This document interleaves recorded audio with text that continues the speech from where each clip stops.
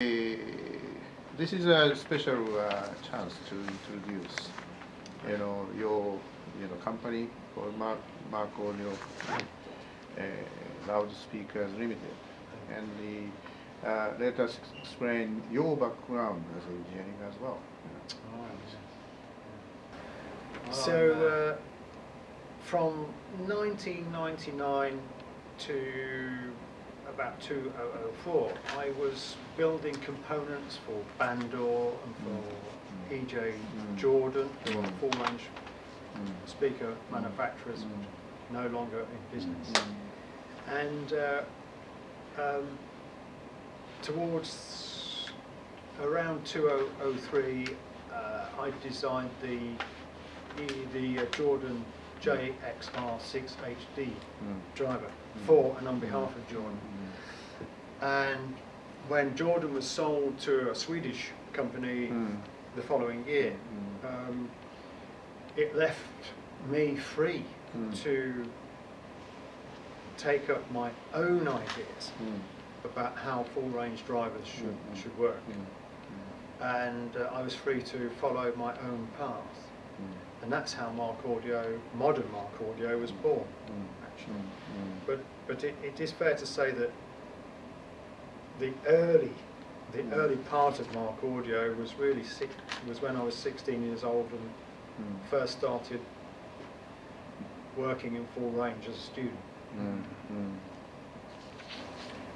When you start the Mark Audios, brand name called Mark Audios. So that's what is the your strategies, for the products?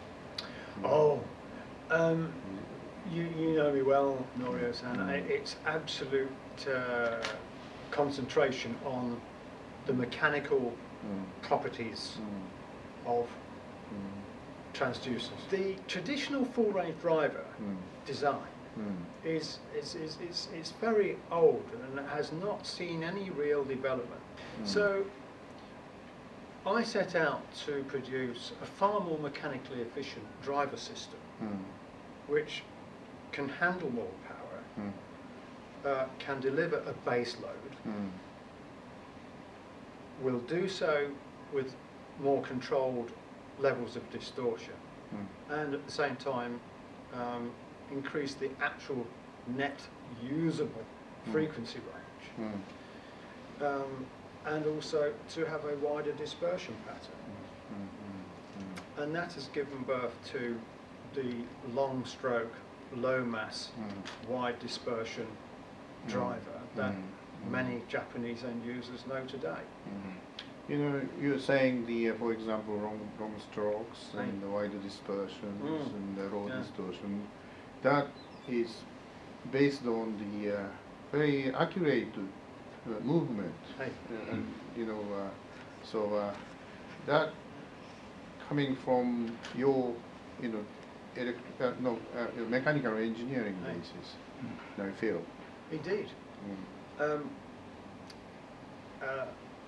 I used to have interesting discussions with my father because he was a Jaguar car enthusiast and a Jaguar engineer at one time. And in those days, they relied on heavy mass but large power.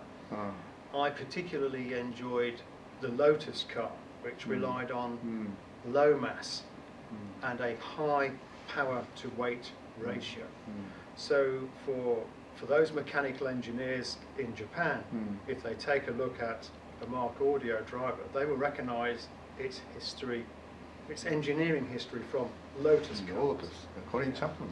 Because this is the present situation for Mark Audio drivers, and we will continue to develop drivers with even lower mass and less moving components and greater strokes and wider dispersion, and it's an engineer's dream, of course, to do this. How you consider, what kind of the the type of driver is fit to the this times, yes, for the ultimate yes. project. And so we needed a driver that would adapt to many different types of box, and also, importantly, we needed a driver that could be powered by different types of amplifier. As well. Really important. And we also needed a driver that will be reliable in service. So it must have a reasonably strong suspension system, because some of the users will want to maybe use in larger rooms and maybe at higher power. Others will want to use maybe as desktop, near field, and use small power. This is a big variety of service condition for a driver. And of course the driver is only small, sort of less than 100 millimeters. In fact, there we go. It's you can see, it is a, it's a small driver. So the first thing I wanted to do is to make sure that we continue to use the famous Mark Audio's long stroke system. It's very long stroke. Yes. Okay, because we know that our Mark Audio users wish us to retain the character and the philosophy of our work. So this driver keeps that and continues it. For those customers that do want to play a bit loud, it does have the long stroke. It does maintain our custom underhung suspension.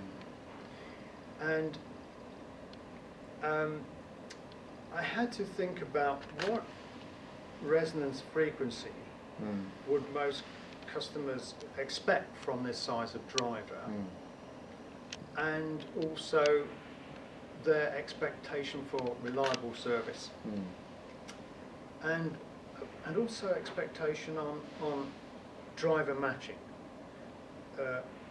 As an engineer, I pay very close attention to driver matching. So both drivers. That's right. So when those drivers arrive in the MOOC, they will be within same. They will be very close. The resonance frequency, the SPL, and the QTS, and all their major parameters will be very close, plus minus 2%. Typically, most commercial drivers are produced to plus minus 20%. No. But there's never been. This is not acceptable to me as a mechanical engineer. So a resonance frequency of 135 hertz is currently these are sample drivers. So we've built to 135 hertz. The final production we may adjust that according to need, but around 135 hertz for the whole production. So typically, for a transmission line box or for a horn or something similar, the low range output could go as low as 70 hertz or lower perhaps. For a bass reflex, yes, for a bass reflex box, it could be maybe 100 hertz. There is room. So the driver has a good high total Q, so it will have reasonably good lower middle output. It won't go very low because it's a small driver, but the stroke is 4 millimeter. 4 millimeter this way and 4 millimeter that way. So total stroke depth, or X max, is 8 millimeter. That is a heavy load. Likely we will build in our famous arrestor, which protects the driver, probably set that to 3.5 millimeters. So total X max will be 7. That's very, very wide for a small driver, and the fact I can do that. So for all of those, any careful point, they need to care when they Well, build this speakers? Yes. So ideally they should run the driver in. The ideal run-in period is 100 hours at low volume. But at least if most customers can give it 20 hours on low volume. This is important to allow the front suspension, which you can see is very, very, very soft. This is to allow that front suspension to gain the right amount of elasticity. Similarly with the rear suspension, which is the spider. Stretching. Yeah. That needs regular variable music, not a square wave signal or any artificially generated signal. If the end users apply a signal generator to run these drivers in, the suspensions will memorize that signal, and then they will not operate fully. So light volume variable music for a few hours is necessary. The amplifier loading, these are 4 ohm drivers. Now for those customers who may have only 8 ohm amplifiers, don't worry, you can use a 4 ohm driver on nearly all 8 ohm amplifiers. If you have a particularly higher power amplifier, obviously you must exercise some care, because even though this is a quite strong driver, it's still a small driver, and I usually recommend putting on a 4 ohm resistor in the feed, in the plus feed in series to the driver, if you're using a larger amplifier, and that will that will create an 8 ohm load, and that adds a little bit of safety if you're using this driver on a larger amplifier. I can mention one other thing, which is very very useful, I hope, which is I'm not sure this will be published in the magazine, but the driver, sorry, I have to put my glasses on. The frequency response of the driver is very near flat for the mid-range. It has our trademark high lift. The reason for that is when the driver is on axis, you can get extra full range, but many customers, many end users like to put the boxes slightly away from the listening position. When they do that, the response will flatten out. So end users have the choice of putting the box directly or angling like that, and they can adjust that range very simply to get their desired listening level. The cone is very shallow, so there will be wide dispersion, and even this small driver will fill a good sized room with music, at a decent volume. Do you have any expectation? We made the speaker unit collaborate to the stereo magazine. Well, indeed. I mean, my hope is that stereo magazine end users will get involved and use these drivers and have fun, enjoy the boxes that come with them using their drivers. Have they made big boxes, small boxes? Have they simply used the kit? And to see what they actually do, to feedback. Tell me, tell you, come back and talk to us. Let us know what experience they've had. And this experience is very important, because as an engineer, I can be more efficient in my job when I have when I understand the experience of the user, you know, we learn from Japanese end users what they hope to see from us in the future. From that point of view, you know, this collaboration Aye. makes you know, many chance. Oh, Many yes. people can really listen. Absolutely. The Yeah. driver, you know, ideally think to make. Indeed. isn't Yeah, it? it's very important. Japan, the great thing about Japan for me is the level of knowledge that many end users have, even beginners, in new people, young people. It's surprising the level of understanding that they have on loudspeaker systems. It is, Japan is the only country really where the audio community, if you like, the Japan audio community, it's very large. In other countries they're smaller and their knowledge base is more limited.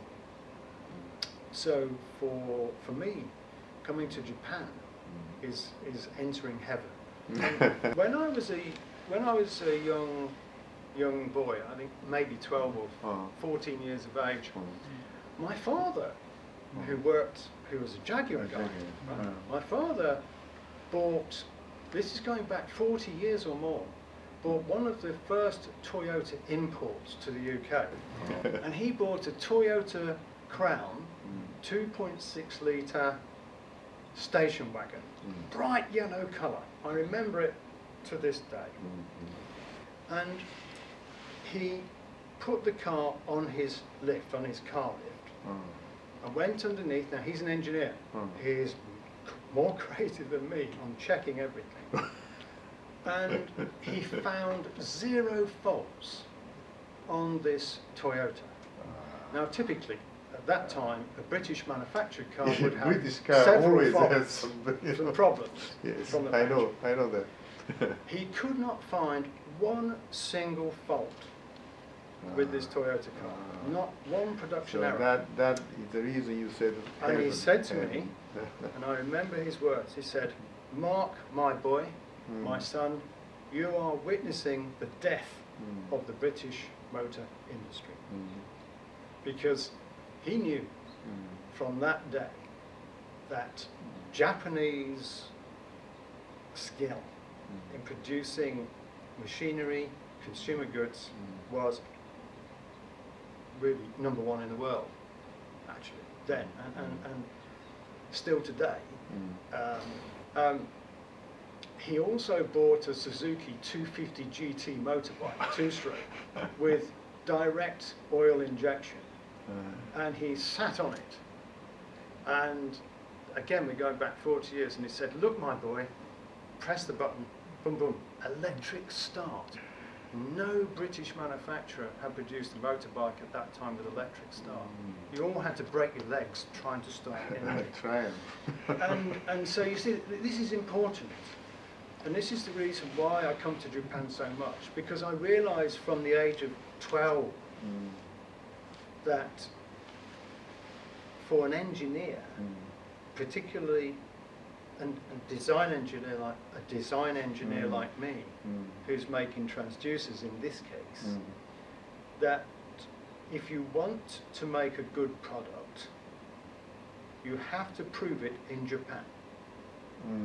This is the country where you find out if your work There are so many severe is customers. good, if your work is good, is your design good, will it succeed? If it succeeds in Japan, you've done your job. I've done my job. But I learned that from my father at a very early age. And what's interesting today is that very good father. it is. You know what's interesting today? Japanese What is people. interesting today? It is. You know, it's interesting today. If my father was alive, he would recognise that there are many proud British engineers and British assembly workers in Sunderland assembling Nissan cars in Sunderland, because they have adopted and learned the skills and practices. Finally, could you make some message to the customers, for enjoying this project? Well, I think so. Mostly to say to spend time experimenting and practicing with the drivers. The driver is only one part of a loudspeaker system, It is. and the pleasure is in making the box, tuning the box, damping inside the box, Listening good sound. finding a nice amplifier to go with the system, or adjusting the amplifier you have, or experimenting with cables. Also to really, once you've built your system, to sit down and, if you're a coffee drinker, enjoy the coffee and sit down and play some of your favourite music. Experiment, but also listen. Enjoy the time to listen. You see, an audio driver is a simple electromechanical device. It's not particularly complicated. And many people ask me and say, you're in the driver business or the audio business, and I go, no, more. I'm in the entertainment business. If this driver is doing its job properly, it must entertain stereo magazine readers. They must get pleasure from it when they listen to it. The great thing about a Mark audio driver is it's a relatively flexible driver. It can go on a smaller amplifier or a slightly bigger one. It can go on a solid state, or it can go on a tube amplifier. People have even fitted them in flower pots, and they sound pretty okay. So enjoy getting different effects from the driver. Changing the damping in the box, for example, or changing your cables, for example. There's many different things you can do. So you can get many months or even years of enjoying these drivers in different ways. And so that's my message to Stereo Magazine. And then tell us about it in December. Because I can go away and think about what I need to make next. That's good impact for you as well. What next do you need me to make for the next step in the driver revolution, evolution, I should say. Yeah, I also feel they enjoy the process to build up their own speaker system. Oh, completely, yes, absolutely. Anyway, thank you very much for a long time. Thank you indeed. Thanks very much.